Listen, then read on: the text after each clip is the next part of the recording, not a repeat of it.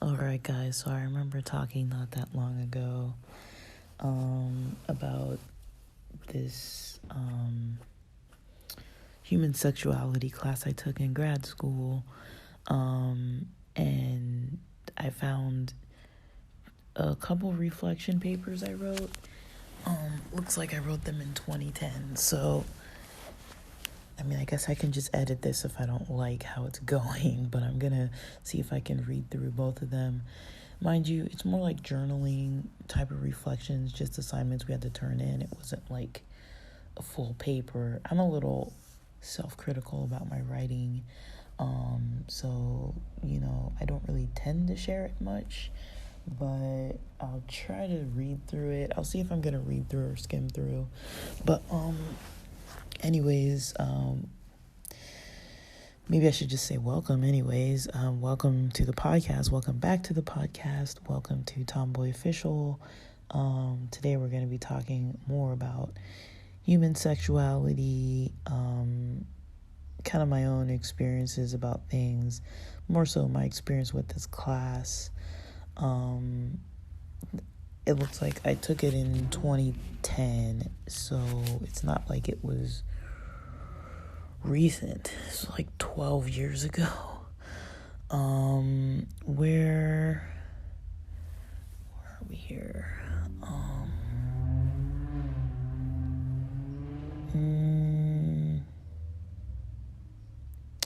Where are we? Sorry, I forgot what I was doing. It's like a little after 7 in the morning.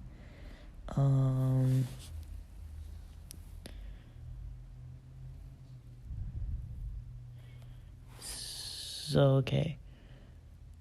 It looks like I uploaded these or modified them May 21st of 2014. But this is from February 2nd of 2010. It's a reflection paper. It was number 4. So I think we turned them in every class, and I don't know if the class was once or twice a week. But it was this one, they just were labeled by what number the reflection paper was. So this one was 4, the other one's 10. This one was, I put different headings. One heading said Oprah and Berman video clip. One said Janice report. One said sexual response cycle, and then one said ST readings. So Oprah and Berman video clip. So we basically were reflecting on what we either read in class or watched in class or any of the assignments we were to read or anything like that. So this was Oprah and Berman clip. We watched the video clip about the female sex organs. The video was a show of Oprah and Dr. Berman. Berman was saying that correct terminology should be used when referring to sex organs. Oprah did not use correct terminology. She seemed embarrassed and kind of poked fun at the situation. We discussed the video as a class. Some believed that Oprah should have been more serious.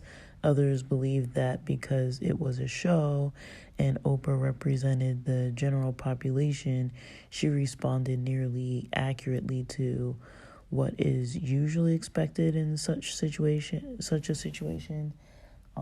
I guess like maybe culturally, but I don't know. The next section, Janice report. The lecture was about partner-reported sex relations. This looked at career versus stay-at-home people and males and females. Few people had no partners. Many people seemed to have quite a lot of partners, in my opinion. And then this next section, I guess I skipped a section I didn't see. I had a section called College Health Survey. The lecture discussed college reports. Most college students only had one partner. The types of sex also discussed, the types of sex were also discussed, such as anal, oral, with any kind of birth control method or without, and other ways. Sexual response cycle. This is the next category. It says excitement, plateau, orgasm, and resolution were discussed. We learned about what these stages entail and how they differed in males and females, and how physiological aspects came into play. Emotional aspects were also discussed. ST readings. Basically, these readings focused on homosexuality. I like the multicultural articles, pieces about President Mugabe of Zimbabwe. He seems very homophobic. I hope... Oh my gosh. Sorry, there was some weird fly that just popped up next to me. I think these flies are sickly because they're really slow. Anyways, sorry. He seems very homophobic. I hope that gays and lesbians in Zimbabwe can have a better future. Many Zimbabweans are not so open-minded about homosexuality. And that was the end of this reflection paper. And mind you, when I was writing this, I wasn't out. I was kind of more questioning more so. I wasn't even really actively questioning. I was just starting to notice different things about certain types of people I was engaged with more often, and kind of different things I liked about them. So yeah, I started noticing that. What was that I put? Where did I put this? I'm trying to find the other article. Okay, reflection paper 10. I don't know what's in this, but it's really lengthy. I think it was after the presentations, I guess, or most of them, or some of them, I don't know. It says March 16, 2010. I really enjoyed all of the presentations. My favorites were hematolagnia, and there's another topic of BDSM, but they weren't topics together. But I put my favorites were hematolagnia and BDSM. I do not know why I found these interesting. So that's interesting that I didn't know why I found it interesting. I mean, I guess I know why now, but I didn't know why then. But it's probably because I have a slight background from high school of being in a band and being introduced to goth style culture, and these topics reminded me a lot of the things I would come across in that time. So it was fun to learn about them from a non-judgmental point of view, because there's a lot of stigma attached to fetishes in general. But to me, it was just more applicable to people I know and experiences I have had with circles of friends in the past. Not experiences of drinking blood or S&M, but experiences of related topics that come out in goth art and also in the metal music world. They're very similar to those topics in some respects. Okay. So I'm not really going to talk much about fetishes of my own life, but we can just say that there were probably more things that I've kind of discovered since writing this. I probably wouldn't have responded exactly the same. Now, talking about bands I was in, Like, that's kind of like a blur at this point. But I said, but it is more of an artistic expression and not necessarily a sexual lifestyle. Although I guess it could be argued that it may be sexually related. I do not know. And I was thinking of this class, and between this class and Dr. Fernando's abnormal psychology seminar, that was the name of the class, I've never learned so much about therapy in my life. Mind you, I was in a research program, so this human sexuality class did have aspects of like couples therapy and like sexuality and things like that. And then my abnormal psych class, we talked about basically diagnoses. I don't know why they call it abnormal psych. It just sounds so rude. But okay, so you would think that being a psych major, I would know some things about psychology and therapy, but the truth is I never even touched the DSM until this year. I graduated from UCI, and the only slightly related class to any type of therapy was a clinical psychology course I took, but it talked about how to become a licensed practitioner, all the steps such as schooling and programs, and all the types of therapies. It overviewed general aspects, but this class, I found it very helpful, and it is hard to explain why. So I was having a lot of trouble kind of delving deeper into things, like explaining why, like saying like I just don't know why about things. But I learned a whole lot. I think that the application of therapy and treatments were made very clear to me. The DSM and what it talks about made things more clear as to what is actually a disorder and what is just a slight problem.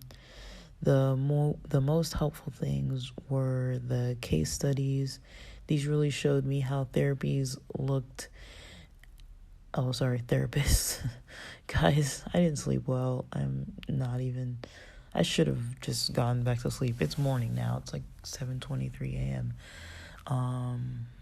So it says these really showed me how therapists look at every aspect revolving around an issue, and when the root of the problem is found, they can find ways to fix the problem and also incorporate new lifestyle changes into the lives of clients that will help them, meaning that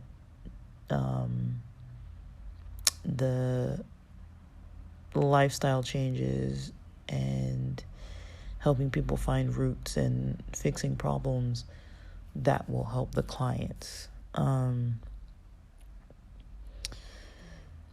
never really even thought about therapy too much before recently.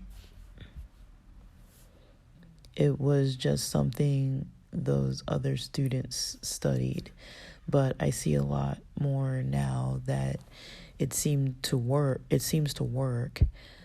Not to say that I did not believe it before or that I think it is fake, because I never thought that way. But I always wondered how a therapist could even help anyone, especially an adult or a couple or a family. I liked learning about the different cultures. It was challenging to see some things as acceptable, but I love learning about cultures. I learned a lot about Eastern cultures and added some good books to my own library. I'm not too sure if I liked the videos yet. The videos from the presentations I liked. The sex therapy videos in class were just not my taste to see. Trying to watch. Okay, wow, this is very interesting. This is a very interesting point that I was maybe some internalized homophobia here. What was I saying? Oh, So the sex therapy videos in class were just not my taste to see. Trying to watch women stimulate themselves is just not something I want to watch in particular. Well, that has changed. But the experience of watching as a class and the info it gave about treatment and relationships was the most helpful thing. So overall, I can put aside my own preferences to get that message out of it. I was not too sure of the purpose of the last video of the couple having sex, but it was awkward to watch as well. Yeah, I forgot. We were like watching, like, it wasn't like watching porn. Well, I guess it was technically porn, but like we weren't like watching it to get like turned on by it. We were just watching it to like analyze our own processes in it, with it, and just the experience of that whole thing. And it's kind of weird because like I really like this class, but I almost completely wiped it off of my memory. Like almost like, I mean, I've taken so many freaking classes, but this was like probably one of the most unique type classes I've ever taken. Like I mentioned, like this is the first time I'd seen any kind of like therapy, like role-played therapy, like any type of like therapeutic intervention in a video form. Probably one of the first times I'd ever seen it. And it happened to be in a human sexuality type of topic. I mean, I didn't even know, I think I do remember, because when I was, I've mentioned this before. Like I've mentioned that, I'm not against like people watching pornography and things, and I, like it, but I feel like everything in moderation. If I'm going to be drinking, it needs to be in moderation. If I'm going to be smoking weed or like having edibles and stuff, it needs to be in moderation. I need to be able to keep my life in balance and be okay with work and be okay with all my goals and stuff, and not let any of that stuff go and get in the way. And so I think it was it's important to kind of see about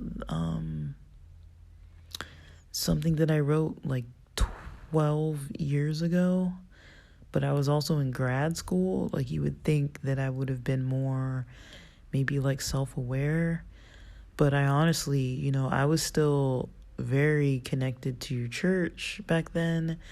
I was still very connected to like just a different lifestyle, and I started noticing more and more and more that the things I was doing in the more secular world were more aligning with some parts of me that I never really got a chance to actually align with in a comfortable, safe space, or in a space where people weren't either prejudiced or like controlling or misleading or judgmental. It was just like, oh, like we're just in this human sexuality class and we're all different from different backgrounds. And I felt like, especially like that comment about like sexual, like women sexually stimulating themselves. I don't even remember that video. Like I think, I could be wrong, but I do remember a Berman and Berman video, and I remember them, I think they were talking about sex toys. I think they were talking about like female sexual disorders where they couldn't orgasm, or where they had like certain kinds of like pain and discomfort. It seemed more related to like maybe trauma, anxiety, something along those lines, because there was some stuff that they were able to like learn how to do, but I don't remember exactly what. And then Berman and Berman designed some sex tools. I don't know if they were really sex toys, maybe they are, but like they seem more like therapeutic sex tools to be able to kind of like do some types of different forms of stimulation to kind of be able to, do what you're not able to usually do, like during sex or by yourself or whatever. That's what I think it was, but I don't remember. But I don't really remember like a pornographic type video of a woman just like touching herself.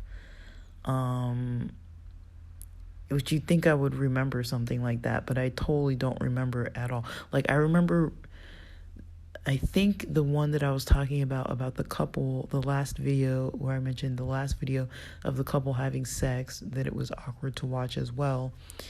I think that's the one that I mentioned before that the professor asked me to comment about. And I remember the only thing I could explain was that it was boring. It wasn't really my taste or something like that.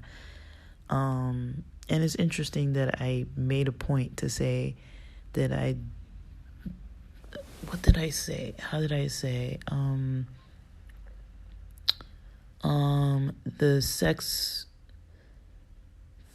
okay, so let me see. I said the sex therapy videos in class were just not my taste to see. I don't know which sex therapy videos. The only one I can think of is the Berman and Berman, but apparently there was one that was, about women stimulating themselves. And I said that that's not something I want to watch in particular. And I do remember, not really struggling with that, but like I was mentioning, like I've watched like pornographic material before, and I do remember like, always being like, I never want to watch, I didn't even like watching couples, like hetero couples, because there were women, and it made me uncomfortable that there were women in it. And then a lot of times, they do focus on the female as well, in those kind of videos, a lot of times because they're made for hetero males. And so, for guys who are interested in females, they want to see that. And even when it is couples, a lot of times it's still geared towards, males. And so a lot of times I was just never interested in watching that type of material, even with couples, because they usually focused on the female. But also I think the thing was too, there's something I found out way later, is that when they make videos geared towards males, I think it's not appealing to all females. Like, I think a lot of females, not all, but, and I don't even know if I could even say most, but a lot of females, myself, I would say I prefer things that aren't necessarily something that hetero males would necessarily want to see of a femme woman. Like, I'm not interested maybe in the same things that they are from those types of women. And I was gonna say I'm not interested in the same types of things that men would be interested in, but I notice when it comes to gay male porn, I don't mind that. So I think maybe it's something about like the presentation of females, and kind of how they kind of play it up, and like it's so like a lot of times like staged feeling and very like fake almost, and like not forced, as in like it's kind of like acting. Like I feel like a lot of it is like putting on a show, acting, over exaggerated. Like it doesn't feel like real when I'm watching it. Like it doesn't feel like it's this is actually really happening. Like I'm not usually too convinced. And I've had to go out of my way to like find stuff that actually does like do something, at least for me, at least on the mental end or whatever. But I've talked about that in other episodes before, but yeah, that was kind of my process with seeing those videos. And now that I think about it, that might have been what it was, like the kind of presentation and how it seems fake and authentic, and that's not really my style of things to watch. But also I do recall just like actively avoiding anything with women in it. And I was like, very kind of like, ooh, I can't even watch this, I can't remember the first porn that I watched that had women in it that I liked. I mean, there were probably some dominatrix types of things I used to watch, like not necessarily, but they would like come up in some of the like scenarios, or like reading. Like I probably read a lot of like that literotica type of stuff, or even what do you call it? Like I've read like some romance novels, not a whole lot, but there were a certain type that I used to buy, and then I just totally stopped buying them. But like those I didn't really mind, because those didn't really talk too much about like what was happening only with the guy either. It was like talking about the guy and the woman, and but there's something about like hetero cis couples. I don't know, that kind of stuff doesn't really appeal to me too much. But yeah, it's very interesting that the way I was kind of wording this was like, I don't really want to ever watch women doing this kind of stuff, when clearly, I mean, I was avoiding it too. I would actively try to avoid that kind of stuff. Okay, so I put studying for the final is going well. I like that I like that the quizzes are essays. I just do not like that writing hurts my hands. But I like essays, and it is easier for me to think of how to study if I know I need to write an essay. Okay. I think the most helpful thing about this class is learning about human sexuality in general. I was surprised about a lot of things. For example, some comments by some classmates gave me the impression that a lot of people had never really thought about certain things, such as what was talked about in the presentations, or perhaps that was just the impression they wanted to give off. But I'm starting to think that perhaps creative people such as myself tend to think more creatively in all areas. Not to say that I've participated in those things, but basically maybe because I write music and do art and write stories and fan fictions, perhaps I actively go about trying to find new ways of thinking of things. But that is just what I am thinking, and I could be totally wrong. For example, and then I go back to the blood thing and that BDSM thing. For example, the Blood series by Mark Ryden, or BDSM themes in certain genres of anime, manga, such as I don't even remember writing this. I'm just thinking because like I'm thinking that the professor read this stuff, and he was a Japanese older adult male, and so he would have probably known what I was talking about when I said anime and manga, such as semeis and ukes and yaoi art. So basically, semeis and ukes are like this like dynamic of what do you call it? It's kind of like a submissive person and a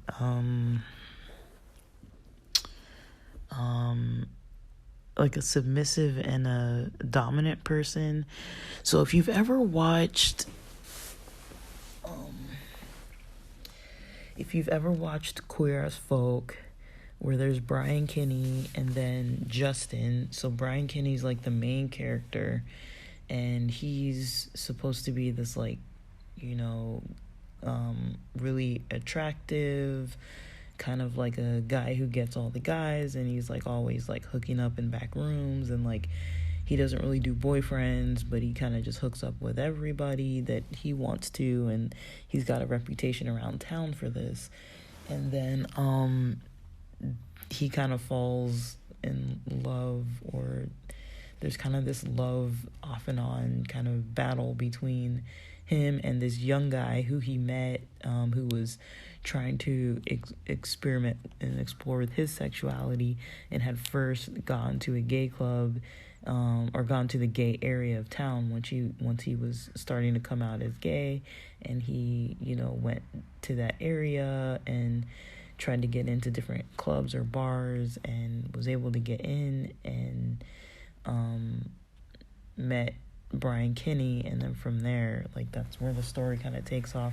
But he, like, kind of spoiler, but like he has his first time with this with Brian Kinney, and Justin's like, I think he's like 17 at the time, and then like throughout the rest of the series, he turns 18 and he goes to college and stuff like that. So there's this kind of, so yaoi tends to be like boys, like two guys. It's two guys in the anime or manga, and it's usually stories about two guys. One's usually about like almost like this Brian Kinney type character, and the other one's usually almost like this Justin type character, like a younger guy who's kind of more submissive and curious, and like really has like an affinity and like a liking of this older male, not old, but like older, like in the working field versus a college age, somebody starting college. So that's a theme that comes up often. And so I was kind of talking about that. So I was like, such as themes such as semeis and ukes and yaoi art are just things I would generally come across due to people I know or hobbies I have that involve collaborating on certain projects. But I do not think that most people that do not have an interest in those forms of arts would really know about it unless their sexual partners were involved in it, or unless they had their own fetishes in those areas. I do not have any sexual partners involved in it, but I have hobbies where those themes are very apparent. So maybe I'm lucky, with a question mark. I want to see the rest of the presentations. They are fun. The paper was fun too. The class was luckily not as stressful as I had thought it would be. I liked it, and I'm glad I took it. Some parts were weird, but overall it helped me learn about a lot of different things. So that was my wow. That was how I was kind of explaining everything that I was,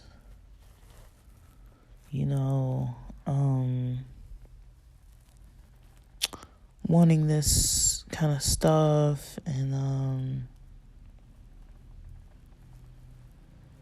I was just kind of,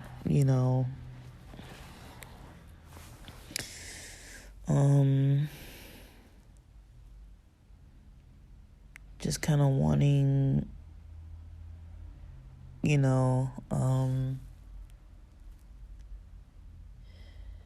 like, I don't know, like, I feel like that was maybe my first formal sex ed class.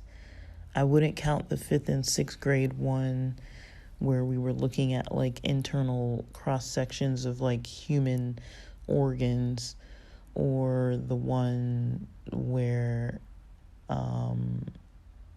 I think we learned about like HIV and AIDS as well from another teacher.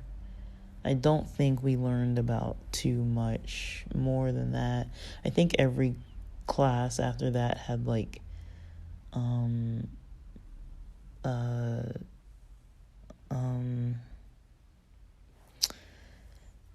yeah, every class after that seemed to have I don't really know. It just seemed to have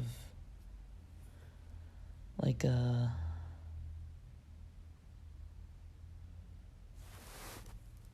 um like a theme of like sex ed. Like in health class there'd always be a chapter, but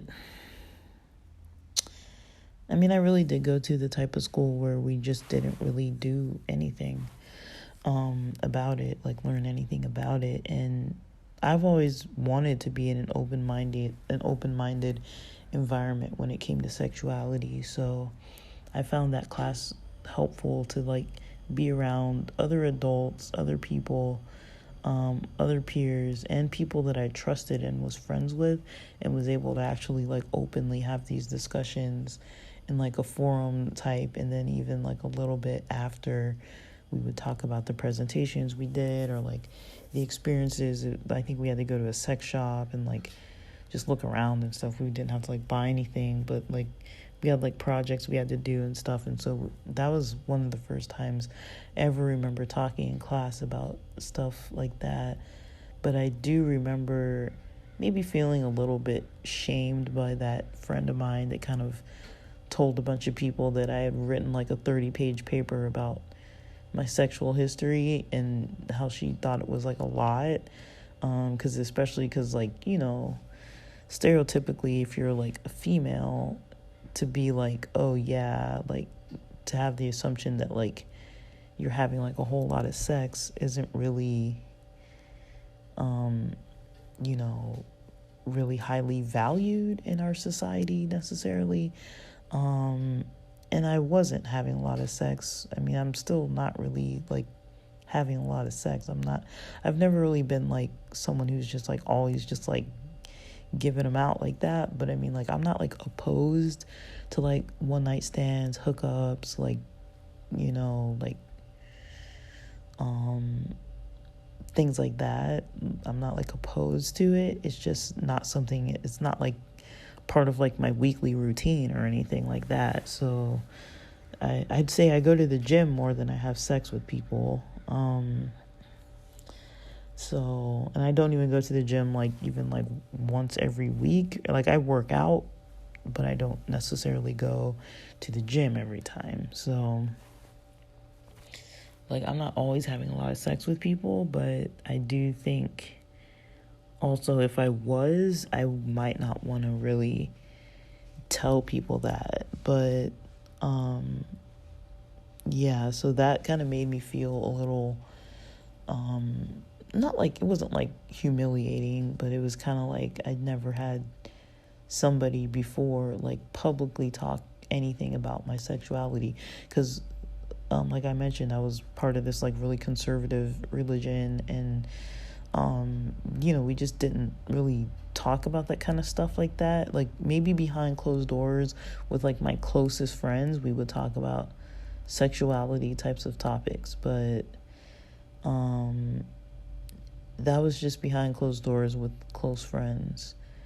And you know, I wasn't always appropriate, and you know, I didn't really know how to talk about that stuff. But I don't know. Like I never really knew how to talk about that kind of stuff. So I don't know. Like I mean, I'm not like perfect with things yet, or probably won't. It's one of those things that's like going to be a lifelong process. But I would say I really like one thing that really I do like is hashtag Helix videos, even though they're old, even though like they're, you know, twink guys basically. Like I do like just their openness about their sexuality, and like how they're not like, you know, shaming each other or anything. And then I like also you know, Davey Wavy, how he has like Blake Mitchell on there sometimes. I like Blake Mitchell, and I like Shan Boodram, and you know, like Jade Fox, and like a lot of people who create content that are, artists or performers or content creators or even like porn stars, adult entertainers, how they're like out there in the public eye. And, I think it's very liberating to just like see, and part of me wishes like I could be like that, like kind of like more, it's very motivating. Like when I watch that kind of stuff, it makes me want to like, tone up a little bit, or like take better care of my body, and like, kind of curb kind of how I think about sexual topics and things like that, like, and not get too bogged down in, my past history of, being in a really conservative environment that was pretty much like, I mean, I think it's pretty harsh to be in it, in like those types of religious environments, because I mean, even as a kid, like, things are happening with your mind and your body and your emotions and like psychologically. And when it comes to sexual things, you kind of know something is up. Like something happens when I like a person, or something happens when I'm around this specific person that I like, or you might not even know you like somebody, but like whenever I'm around this person, I just want to get their attention, or I want to be able to like have a good view of them because I find them attractive and want to be able to like view them at a distance and not even talk, like a classroom setting kind of thing I explained before, or like that kind of thing. And I feel like it's just so interesting that we're taught in our society that we're not supposed to talk about these things or act like they even exist. But it's like, you can't really deny your nature to a full extent. Just deny a lot of your natural, like, human urges and desires. I mean, I'm not saying that, like, anyone who's, like, trying to, like, harm other people or harm themselves, I mean, those are the types of desires that it's like, okay, like, maybe not that. And I'm not talking, like, BDSM type stuff or, like, consensual type stuff like that. I'm talking about, like, harming yourself, like, like in other ways, like hurting, doing something like bad towards yourself, negative towards your health in some way or another. I would say that's not a good idea to do. And then yeah, but I was never like able to really like be expressive in a comfortable, safe environment about it. Like it wasn't that bad, but because I did have very, very close friends that like I could talk about stuff with, and so at least I had that. It wasn't like completely zero nothing, but I did notice like there was a lot of stuff that I had to kind of like start processing on my own, coming out with on my own, and trying to like sort out on my own, and get away from a lot of this like backwards type of thinking. And then now that I'm in my own reality of it all, I do see how harmful it's been. Even to trying to like get in relationships, it's pretty hard. And